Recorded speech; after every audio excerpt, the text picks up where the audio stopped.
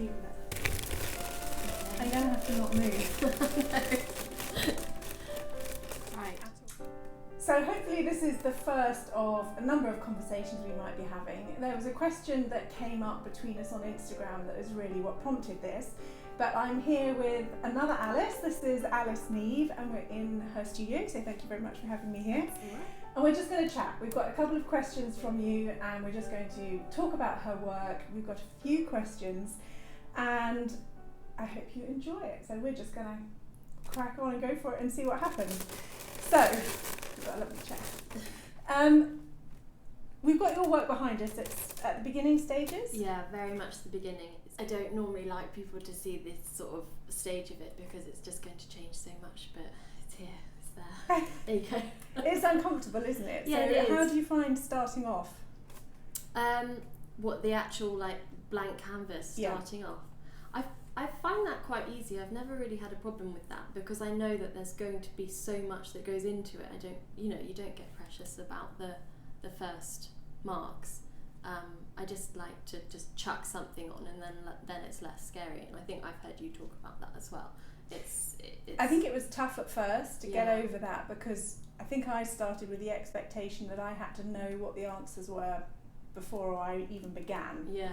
And I think that's something that's really changed over the last few years and that lets you relax into experimenting a bit more. But when you start a new set of work, do you have some idea of where you want it to go, perhaps relative from the work that you might have just finished? Kind of. I mean, I know I feel like the recent load of work I've just done, sometimes I look at it and I think, oh, it's just a bit too pretty. Okay. So now I feel like I want to kind of go a bit further.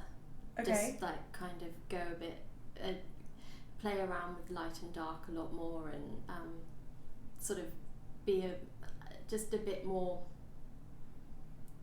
I don't know, just not keep doing the same thing because you know I've done that. Yeah, because you don't ever want to stay stuck and repeat the same painting over again. No. So it's about looking then at the work that you've finished and taking those elements forward but adding something new to it each time. Yeah, exactly. So that everything's different. We had some questions. So one of them was, where do you get your inspiration from? And from our conversation earlier, you said, oh gosh, that's going to be a tricky one. But there must be some starting point for why you want to paint in this way as opposed to painting figures. Or so what starts you off, and what are you looking for, I guess, when you paint? How do you know when it's not always just about the inspiration of beginning, it's about the inspiration of what you're looking for in the process of painting so that it's satisfying for you. That's what I really love to hear.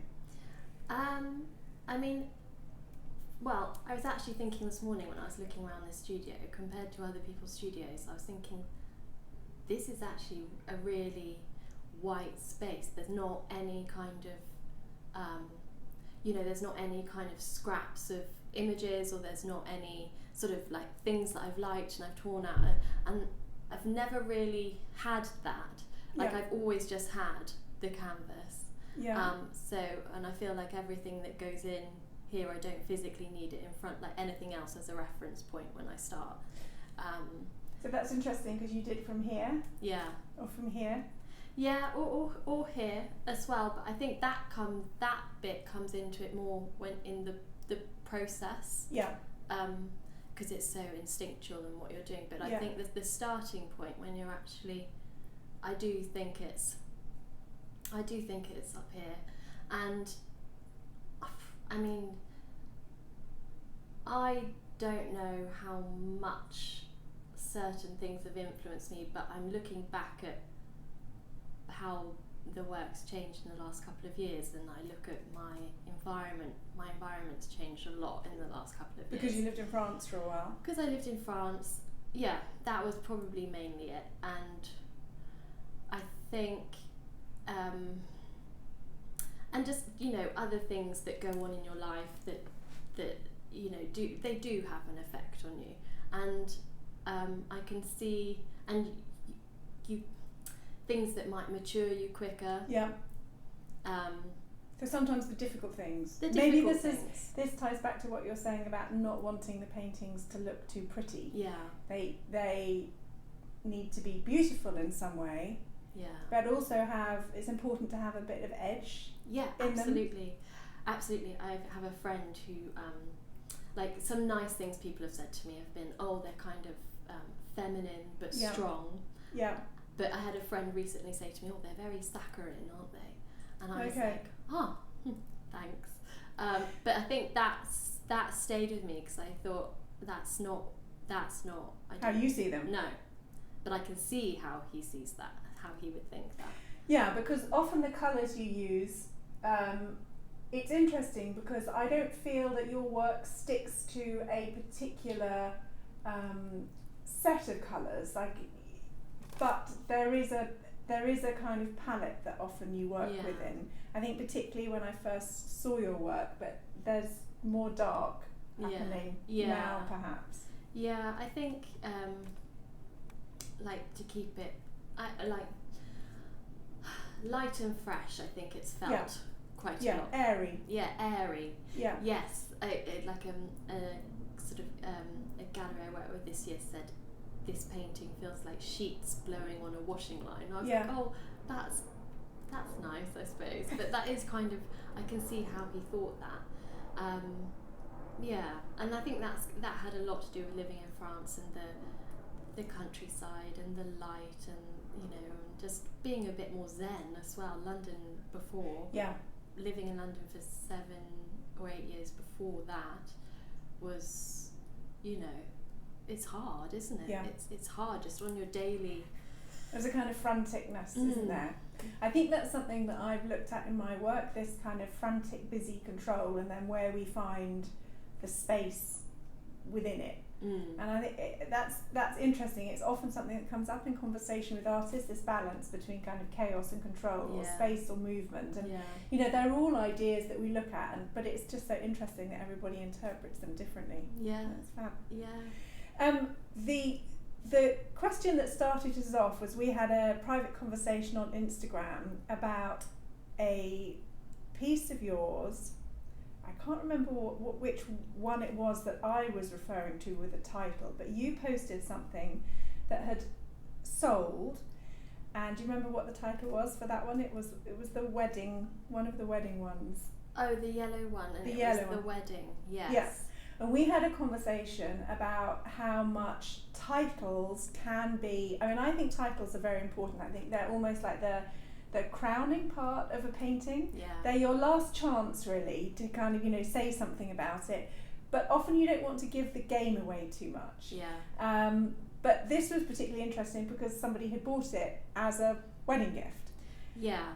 They had their son's wedding the next weekend, and they were obviously very excited about it, and they liked it anyway. And then they were like, "Oh, darling, have you seen what it's called?" "Oh, great, let's get it." That seals the deal. Yeah, it seals the deal. So how do you come up with the titles? Well, like you, I agree that they are part of it. They're part of the artwork.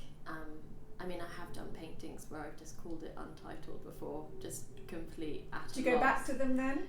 Yes. Okay. Yeah. But I do think they are very important because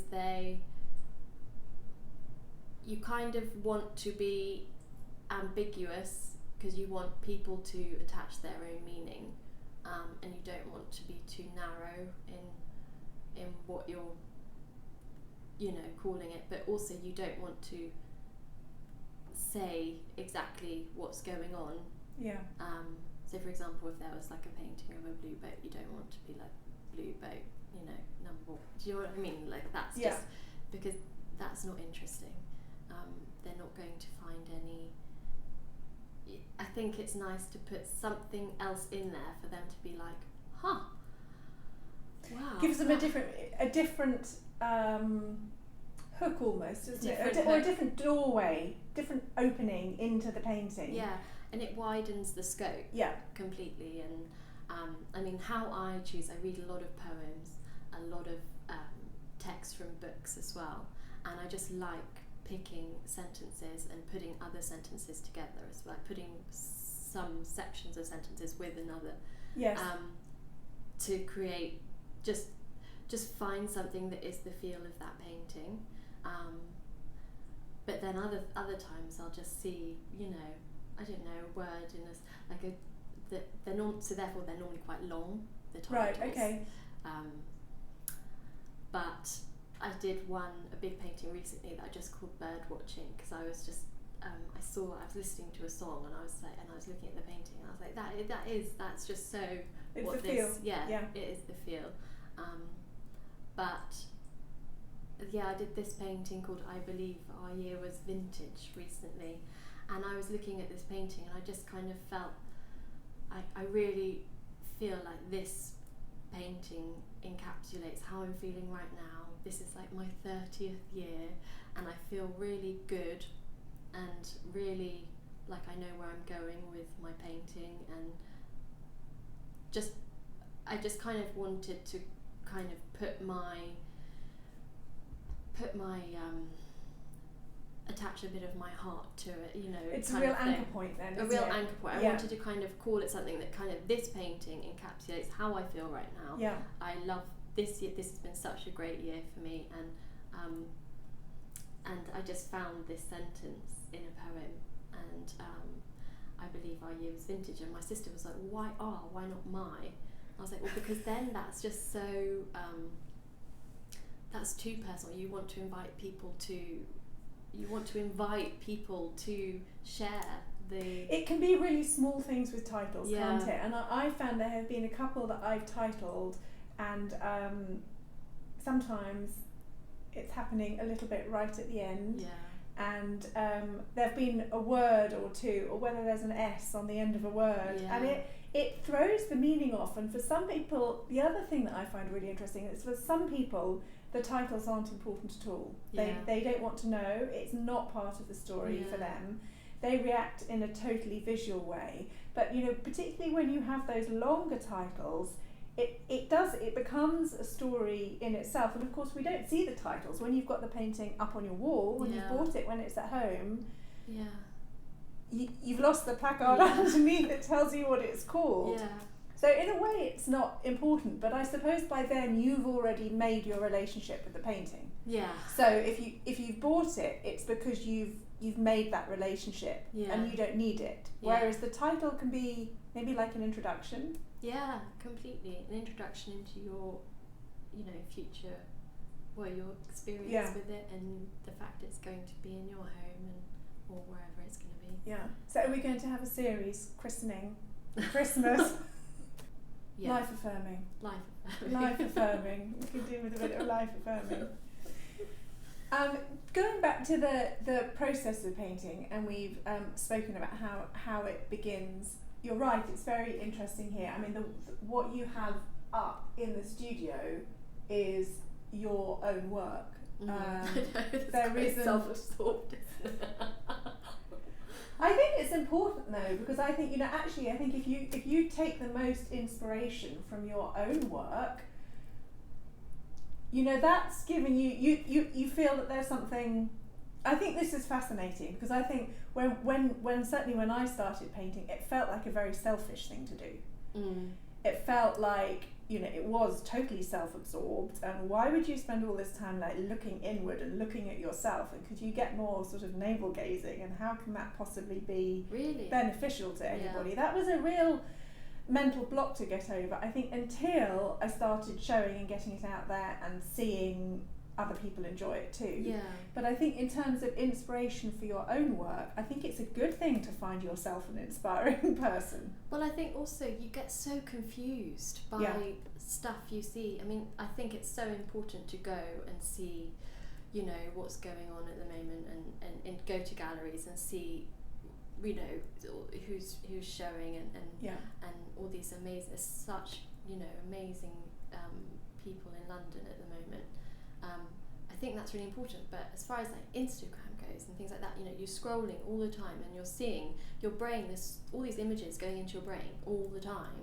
So I think to actually come into this white space that is the place where you create, you know, put your phone away.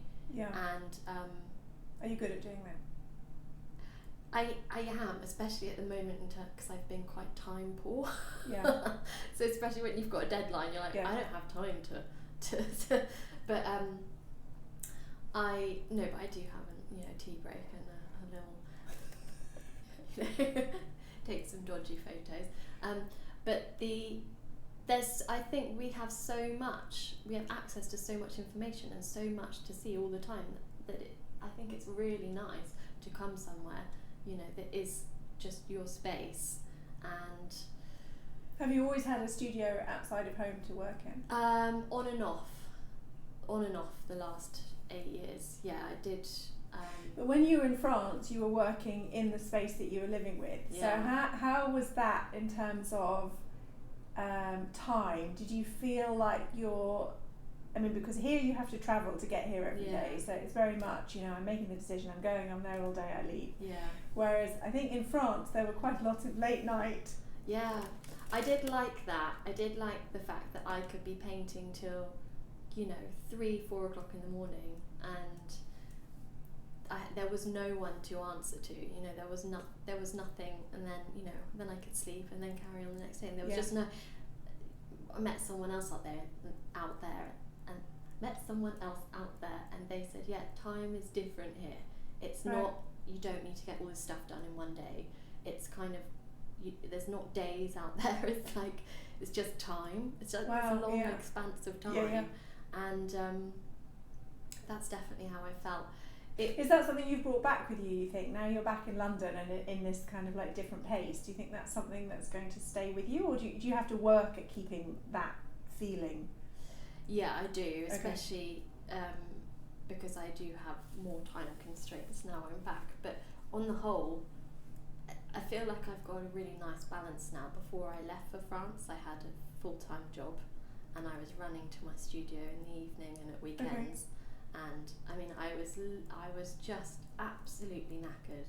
Like I developed like an eye twitch because I was so tired, and it was hard. But I knew I had to do it. I said to everyone, I was like, for the next year, you're not going to see much of me. I just need to make this work. I need to do it. It's that commitment to it, isn't it? I'm going to do it and see where it takes me. Yeah, exactly. Like I've been kind of doing bits and bobs, and kind of had a studio, didn't have a studio, and you have some big life changes. Like my father died, and I think that kind of it wakes you up, and you're like, well, life is so short. I need to use this time really, really carefully. And so I got myself back to the studio, and I did work so hard, and I had a really good year, and that just made me think, well, I need to change my life drastically, because I couldn't keep it up, that level of work. So that was incredibly intense. That was just, and then France was completely the opposite, so laid back. And now I feel like I've got a really nice balance, and I feel so happy. So there's a confidence that's come from committing to it and understanding your process. But do you ever, this was a question that came in which I think everybody kind of deals with, so I'm pretty sure I know what the answer is going to be. But for you, actually these two questions are related. Do you ever doubt your process? Do you ever, so whether you're, I think, looking at all these things on Instagram or what else is going on, sometimes it can be helpful because you can be interested in something that somebody else is doing and wholeheartedly reject it, know that it's not you. And sometimes it makes you look at your own work and think, am I pushing it far enough? Am I being tough enough on myself? And I think those are questions that we can all learn from, because that's the way that we change and grow. But in terms of your process, do you ever doubt it, or do you, here's another variation, so do you doubt your process, and do you wish that you painted differently? There's a question I want to ask. I definitely doubt it all the time. Definitely. But there's no, well, what do? You just you carry on. You can't be different. You know, you can't be another artist. They Yeah. are them. You are you. Yeah.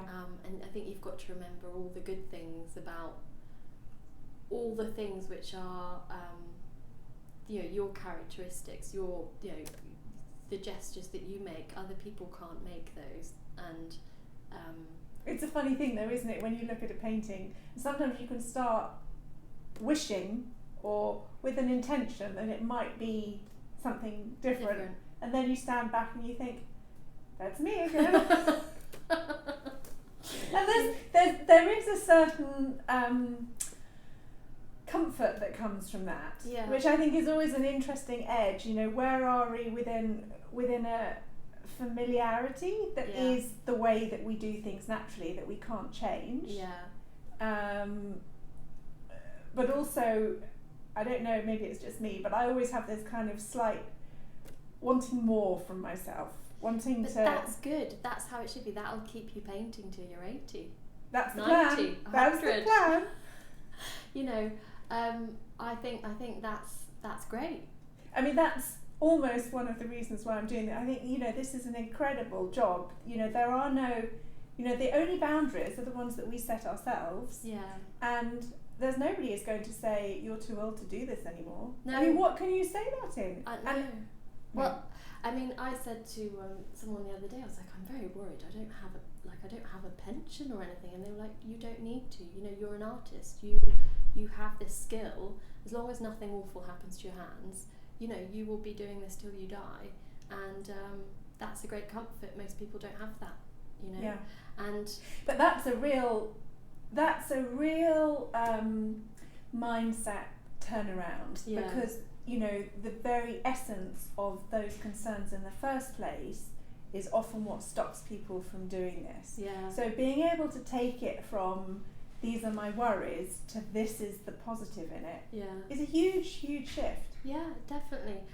I think, I mean, you know, as cheesy as it is, I think as long as you're doing what you want to be doing, then only good stuff will come. I mean, I've seen it happen. Yeah. You've seen it happen. You Yeah. know, when people commit to doing what they love, like good stuff does. It's like karma. Good stuff happens. People Yeah. can see that you love it, that it's good. It does. But going back to your question about, do I find it interesting seeing what other people? Sometimes I look at other artists and I'm like, how are they, in terms of technique? I Yeah. find that interesting. Like, how are they actually doing that with the paint? And that's probably the most I've taken away from looking at other people's work. Because you work with oils. Oils, most recently, I mean, it was always predominantly oils, but at the moment it's like everything. There's oils, acrylic, charcoal, ink, everything going on there. If the process is, you know, this is a mixed media piece, and that inherently, I'm doing it deliberately to set up these contradictions between these materials, but, Yeah. you know. Yeah, well, and that's also what I find. So also going back to your question about inspiration and Yeah. your work being the main source of inspiration,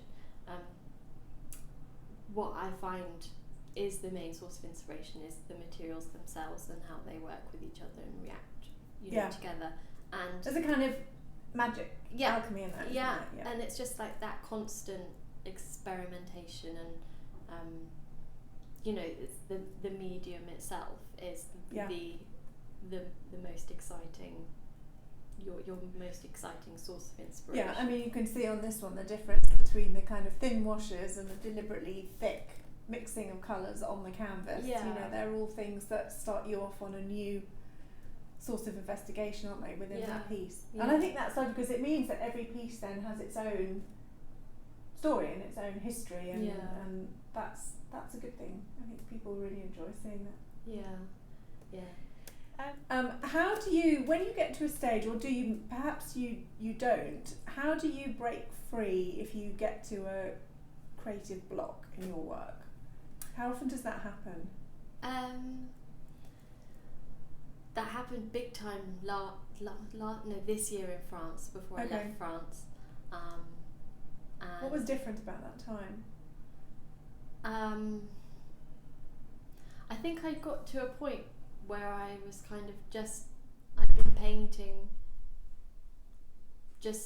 I'd kind of just been going for it every time, and then I'd just been like floundering, like completely, and so I was relying on the painting becoming a success if it was a happy accident.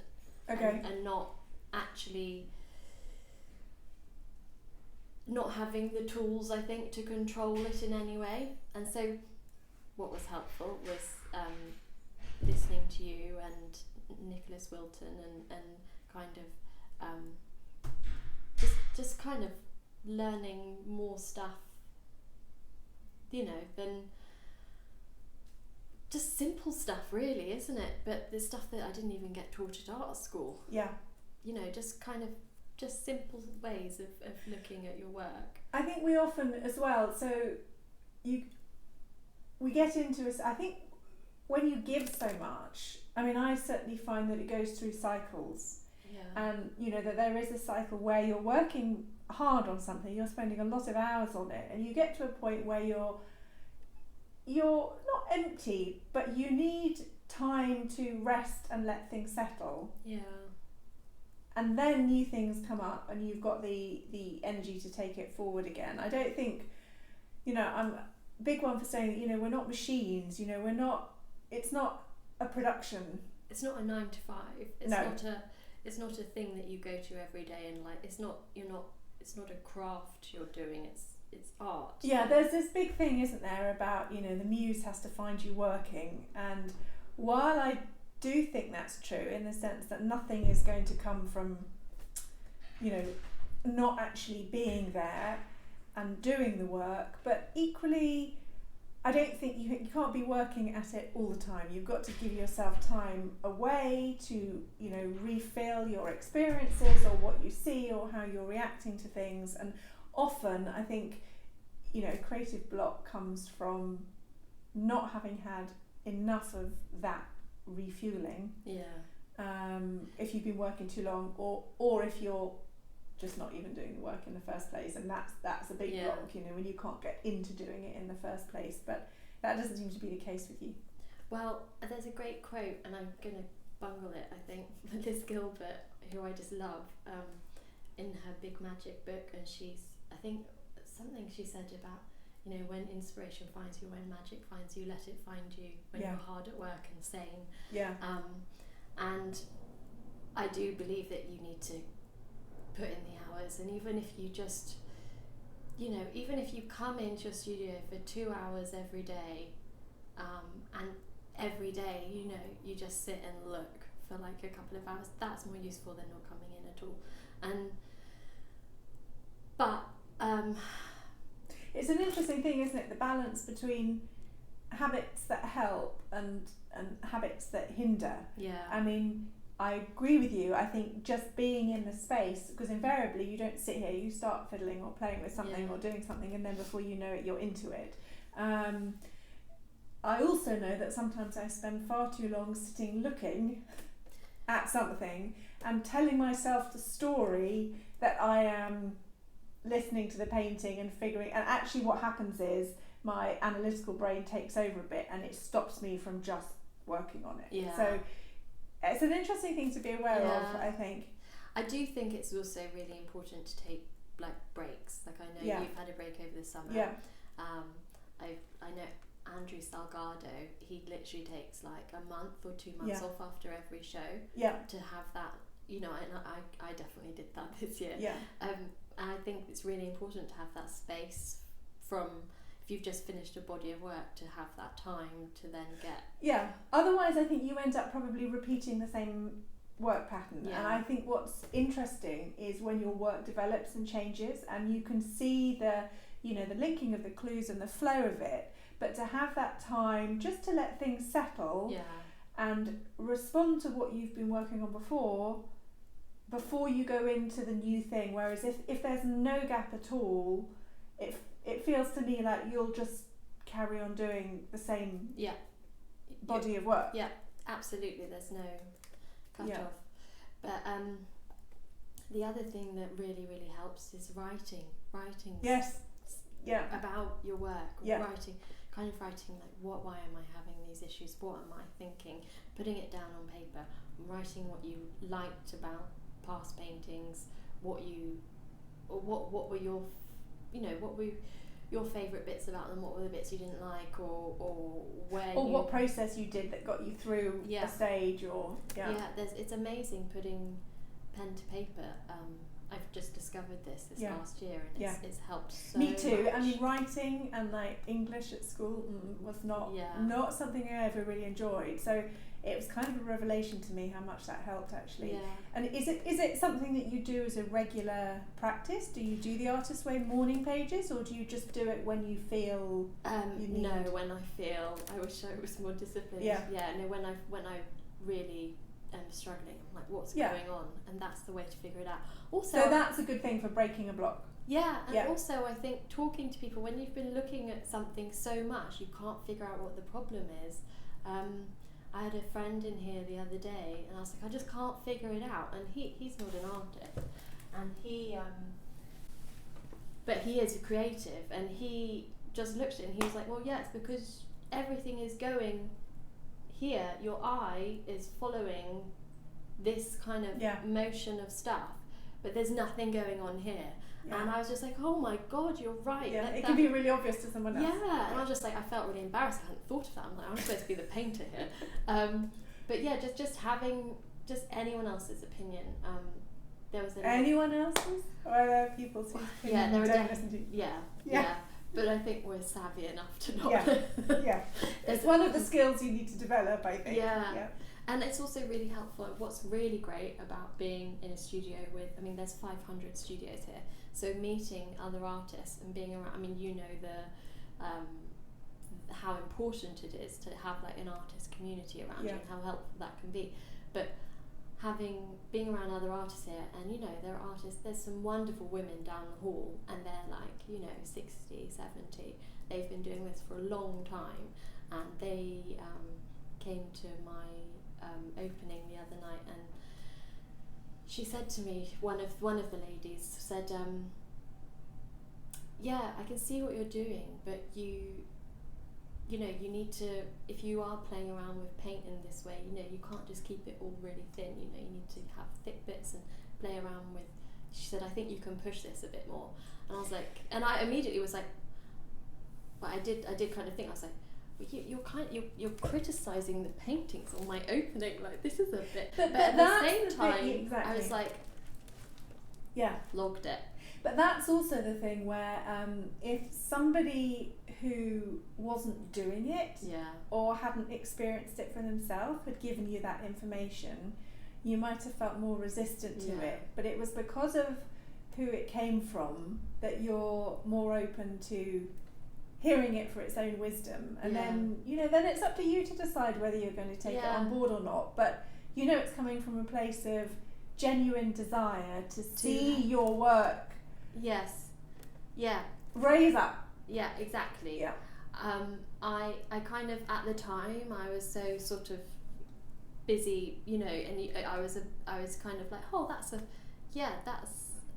interesting. But then I slept on it, and it stayed with me, and it's kind of made me think a bit more about how I could push what I'm trying to do more. It's a really difficult thing, because I think if everybody is always complimentary about your work, or the only thing you get is good feedback on it, that's not a great situation. No. But it has to come. It's quite hard. It's a question of timing. Well, and also it's delivery as well. Yeah. Bless her. Timing, delivery, and also when it's something that's so precious to you. I mean, this is so precious to us. It's such a personal thing. It's what you do. It's what you do.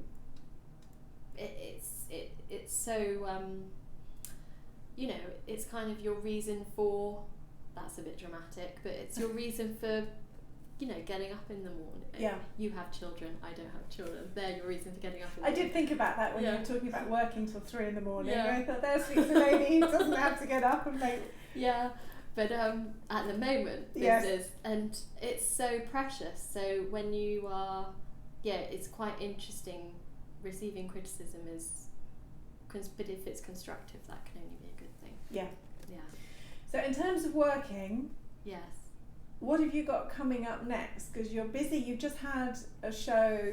Just had and a show coming up. Yeah, just had one in a new gallery here, and then I've got the other art fair again, which will be good. So that's in London. That's in London. Well, it's in Victoria House, but they're actually for the first time doing it across 2 venues. So Victoria House and Old Central St Martin's. Okay. I think there's no greater thing than buying art of your friends. You never and get your fed up peers with it, that- do you? Yeah, no. I mean, clothes you grow out of, or they go out of season, or yeah, you know. and it's it is just something that keeps giving to you like forever. Yeah. It's not it's not an impulse thing. Well, it might be an impulse buy, but it stays with you forever. There's a reason why you chose. Well, good luck at the other art fair. Thank you for having us here and for That's giving your time That's okay. and being my first victim. Thank you for coming down and chatting with me. Thank you.